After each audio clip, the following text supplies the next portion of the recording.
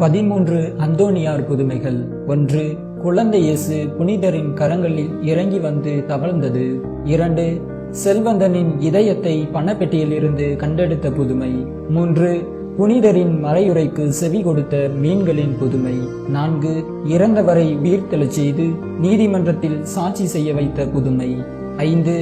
பட்டினி கிடந்த கழுதையை நற்கரணைக்கு முன்னால் மண்டியிடச் செய்த புதுமை. 6. எதிரிகள் உணவில் கலந்த நஞ்சை துணிச்சலாக அருந்தி ஆபத்திலிருந்து தப்பிய புதுமை. 7.